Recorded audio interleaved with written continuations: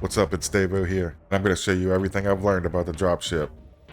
I did everything I think I could when it comes to putting this thing down, and I even tried some shenanigans at the end. I like to put out fresh new content no one's seen, so if you like what you see in this video, hit that subscribe button, and if you're not new to the channel, hit that like button, and let me know what you think in the comments. So by default, dropships are turned off. You need to go in your server settings and go to the World tab at the top. Swap over to NPCs and scroll down till you see dropships. You need to make sure whichever settings you want to be on are turned on. There's 3 to choose from. The quickest way to get a dropship on your game is to go to an abandoned bunker door and actually mess up the minigame. When you mess up the minigame, an alarm is supposed to go off, but I don't really hear a sound effect for it, so maybe it's just my game, I'm not sure. But this triggers the dropship to come down from the sky. And let me tell you, I thought this was going to be a lot more cinematic. When you think about the cargo drops, those things have a loud impact, and you see a lot of effects when they land. The dropship is a lousy shot, and you're going to see that throughout this video. This thing hardly ever hits you. So the first thing I tested out was the airplanes. Now I've been playing SCUM for a year and a half, and I just found out that you can put RPKs on the side of your planes. To make that even better, you don't even need a passenger with you to fire them. All you have to do is left click on the mouse to fire the weapon. So I engaged in a dogfight. At the time of making this video, I haven't even fired at another plane to see what the damage does comparable. But it only took about 20 or 30 shots on this drone and it was done. It kind of felt like that fight was a little too short, but it did take a lot of maneuvering. And this is where I learned that dropships don't actually explode, but they actually fly off into the sky. So after landing, triggering another dropship, getting beat to hell, using the same RPK clips from before, and making my way back to the sky, I challenged another dropship. This fight was actually a lot harder than the first one. Anytime I'd reach a certain height, the dropship had to go and one-up me and try to go even higher. The problem with this is, when I got too far into the sky, I would eventually stall out or the plane would actually flip itself back down. Since I couldn't really get the height that I wanted to or try to get on top of them, I had to come at a different approach.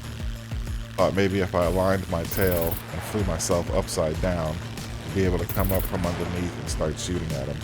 This was a little more difficult because I couldn't always get the camera angle that I wanted to. But after doing a really ridiculously long loop, I was able to fly on up and actually stalled out, leveled out with the dropship, and I was able to lay all my bullets into it, giving me the satisfaction I was looking for. Now, as much as I love the RPK, it does have an ammo limit. I did eventually find, as I was trying to fire my shots, that I was out of ammo and I needed to drop down and reload. I was really curious to see what happened because we were really far away from where the dropship initially landed at. Shout out to my Pilot Wings fans.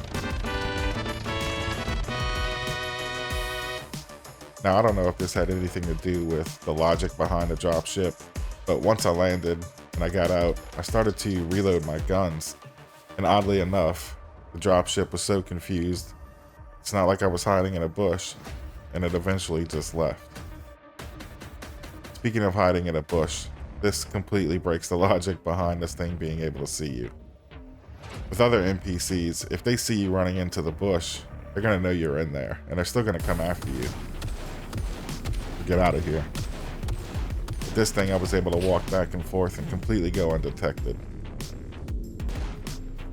And this gives me ideas that maybe next time, if I want to go ahead and get into a plane while the dropship's flying around and not take loose bullet fire, then I'm going to hide it in a bush, and this is going to give me lots of cover to at least get off the ground. While the drone does have a pretty lousy shot, don't mistake that at all for weakness. And while I make jokes, there are certain situations, of course, where the dropship can be dangerous. Use the planes at your own risk. When you do get hit by one of these things, the bullets shred through you like your paper. Your body takes an instant C4 injury, sometimes 2, and it only takes 1 or 2 good shots to knock the wings off of your plane. Trust me.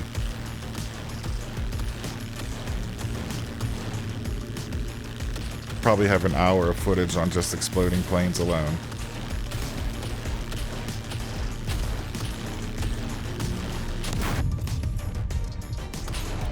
Now when it comes to grenades, maybe you've had better luck than me. I got this dropship down as low as possible, and I tested out a couple of the EMP grenades, but I just don't think I was getting the range that I was looking for. Either that or this thing is completely ineffective, and I probably shouldn't waste much time. It was worth testing out. Next, I wanted to use handguns, and the weapon that I chose was the Desert Eagle with the 50 cal bullets. I loaded me up 3 clips, and I don't think I even needed all of them.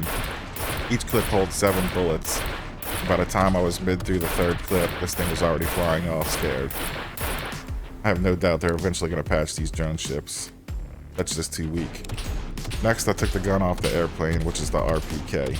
Instead of using tracer rounds, I actually filled it with armor-piercing rounds, and I aimed it up to the dropship. I wasn't sure exactly where to target, so I took a couple of shots at the cameras because I know there's a big cannon that comes out of that area. But I found if I just aimed towards its body and held the trigger down, the recoil would fire at the rest of the ship. I was really shocked this thing caught fire after only 20-something bullets. I guess they really wanted us to test it out and give them feedback. Now, of course, what would be a weapon test without rockets, right? If you've ever taken on a Sentry, you know those things can take multiple shots, sometimes up to 10 to 12 missiles. But what really shocked me about the dropships is it only took 2 to 3 shots depending on where I hit it. If I clipped it in the wing, it might take 3, but if you can get 2 direct shots to the body, it's as good as over. I suggest just carrying 2 rocket launchers and keeping them both loaded, if you're lucky enough to even find one. Now, of course, I wanted to do a collision test. I tried many different ways to try and land on top of this thing, from teleporting on top of it, hovering down on a parachute, and just free falling.